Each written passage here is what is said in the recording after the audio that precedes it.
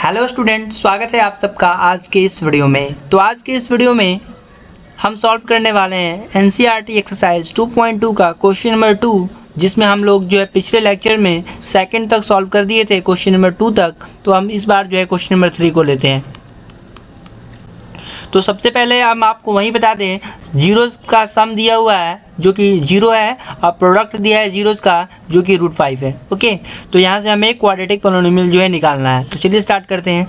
तो हम लिखते हैं सबसे पहले let the alpha and beta be the zeros of polynomial, ऐसे भी आप लिखिए let the zeros of required polynomial.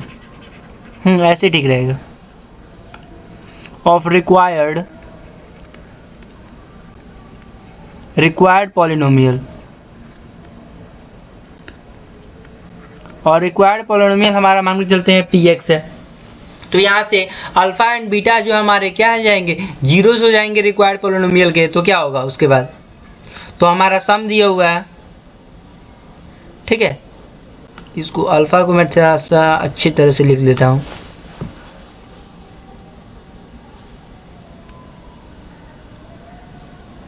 Okay, alpha and beta जो है हमारे जो जीरोज़ है, तो हमारा तब हम लिख सकते हैं then alpha plus beta is equal to कितना दिया हुआ है 0, क्योंकि सम दिया हुआ है 0 और प्रोडक्ट कितना दिया हुआ है alpha into beta will be √5। Okay, तो उसके बाद हम लिख सकते हैं देयरफॉर रिक्वायर्ड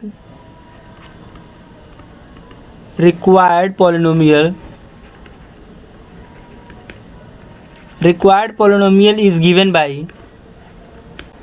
रिक्वायर्ड पॉलिनोमियल को कैसे लिख सकते हैं, तो हम लोग रिक्वायर्ड पॉलिनोमियल को जो है आप लोग देखे होंगे रिक्वायर्ड क्वाड्रेटिक पॉलिनोमियल का जो फॉर्मूला होता है वो क्या होता है, x² minus alpha plus beta x plus alpha into beta. Okay, तो इस पे हम जो है अल्फ़ा प्लस बीटा का वैल्यू रखते हैं। तो अल्फ़ा का x² सबसे पहले लिख देते हैं, ठीक है ना। तो हम पहले यहाँ से x² लिख देते हैं। Okay, minus alpha plus beta कितना हो जाएगा, 0 दिया हुआ है, तो 0 इंटू x कुछ नहीं होता है, तो इसको छोड़ देते हैं। और हमारा प्रोडक्ट ऑफ जीरोज़ क्या होता है, √5 दिया हुआ है, तो सीधे हम लिख देते हैं, इसको चेंज करते हैं, ठीक है, और √5 लिख लेते हैं। ये समझ आएगा ना, क्योंकि a प्लस बी का वैल्यू 0 दिया हुआ है और 0 में जब x से मल्टीप्लाई करेंगे तो कुछ नहीं होगा। तो यहाँ से हमारा पॉलिनोमियल आ जाएगा देयरफॉर, या फिर हैंस द रिक्वायर्ड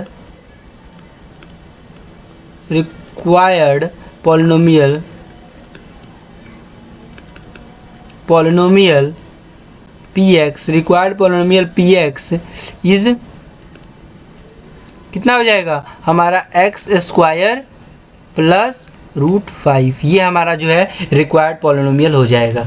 तो इस तरह जो है आप लोग काफ़ी आसानी से लिख सकते हैं, ठीक है ना।